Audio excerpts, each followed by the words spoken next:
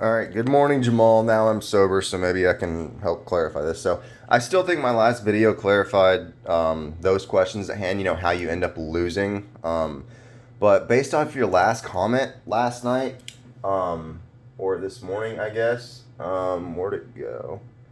You were saying that, but if the stock price goes way up, I'm still making that money as it's going up. I'm still getting those gains. You're not, and let me show you why. So, like I kind of jokingly said last night, that a stock is not money, man. It does not equal money. A stock is an item that's worth something. So just like in your options, when you trade an option, you buy into something, and then you see it turn green, and it's plus $20, plus $40, plus $100. That's all well and good, but you don't have that money until you sell that stock, right? You don't have that option. Like if your option's doing great and it's way in the green and it's going way up the chart, and you're positive, $300, and that's 100% profit. You don't have that money until you sell it, dude. That money doesn't exist. It's not yours. You can't use that money to buy more stocks. You can't put that money on your debit card. You can't transfer that money to your savings account. That money is useless until you sell that stock or that option, right? The same thing goes with stocks. So you have 100 shares of plugs.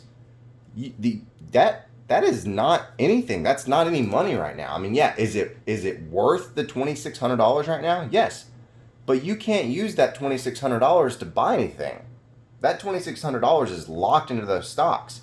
It doesn't matter if this goes up to $90 a share and all of a sudden it's worth $9,000.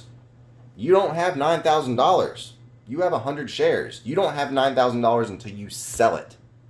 So when you have a $26 stock and you set it for a $27 strike and it goes up to whatever we said last night, if it goes up to $40, you don't make $14 here.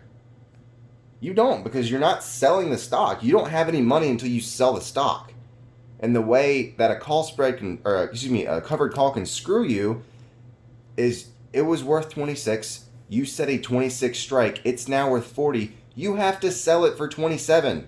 You don't make this $14 difference. Sure, your portfolio is going to show you that your stock is now worth $4,000. Great, your account's going to show $4,000 because you got $4,000 worth of stocks. But on Friday, you have to sell that $4,000 worth of stocks for $2,700, and you're going to miss. You're not necessarily going to lose money, but you're going to miss out on $1,300.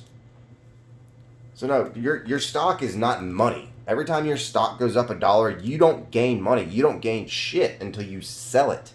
And that's where the covered call can screw you. Is if you set the strike too low, the stock goes too high, you have to sell at 27 and your stock disappears. You don't have 100 shares anymore.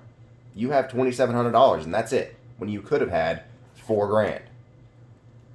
Like I said, it's a pair of shoes. That's the easiest way I can say it. Your stock is a pair of shoes and it's worth $26. You promised your buddy Jimmy that on Friday you're going to sell him your pair of shoes for $27. Let's pretend they're Jordans, and let's pretend Michael Jordan dies on Wednesday, and all of a sudden your pair of shoes are now worth $10,000. But you promised Jimmy that you would sell him your shoes for $27 on Friday. Sure, you still profit $1 here, but they're now worth $10,000 because Michael Jordan died and they're Jordans, but you have to sell them for $27. That's how you lose on covered calls.